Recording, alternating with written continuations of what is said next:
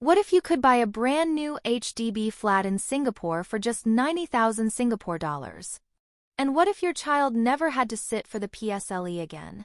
The Singapore Democratic Party just dropped a bombshell manifesto ahead of the general election, and it's filled with bold, sweeping reforms that could change life as we know it. Welcome to 2230, your trusted voice for Singapore's most compelling stories.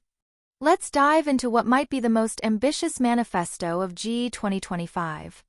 On April 20th, the SDP unveiled their comprehensive manifesto titled Thrive, Not Just Survive at UT Square. Party Chairman Professor Paul Tambaya, joined by Brian Lim, Jeffrey Salim, and Jiajin Wang, laid out more than 40 major proposals. These cover housing, healthcare, education, taxation, immigration, and environmental reform. Let's start with the headline grabber, the Non-Open Market (NOM) housing scheme.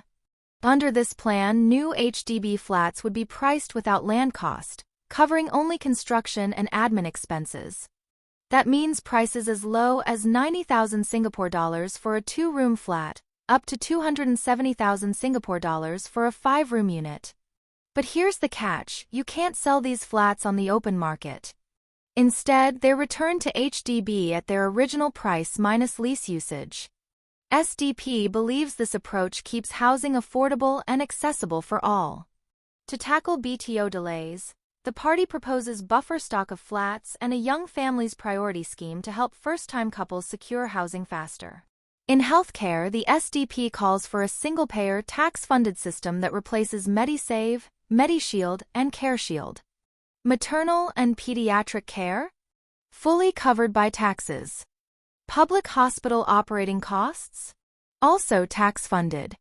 They want to dismantle healthcare clusters to reduce inefficiencies and increase access. The vision is a simplified, equitable healthcare system. And in education, this is huge: the abolition of the PSLE. No more national exams at 12 years old. Instead, smaller classes, a consistent teacher guiding the same class for 3 years, and a curriculum that promotes arts, digital literacy, and project-based learning. Preschool would be nationalized, and interest-free student loans offered at tertiary levels. In the economy, the SDP wants to cut GST from 9% to 7%, and remove it completely from food and medicine. They're also pushing for a national minimum wage and retrenchment insurance funded through CPF. For seniors, they propose 500 Singapore dollar monthly support for 80% of low-income elderly, funded by returns on Singapore's national reserves.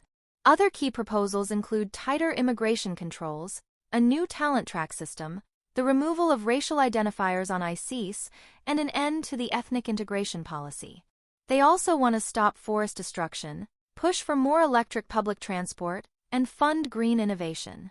With just days to nomination day and the general election set for May 3rd, the SDP is focusing its campaign on the northern constituencies, including Marsiling UT, Sembawang, and Bukit Panjang.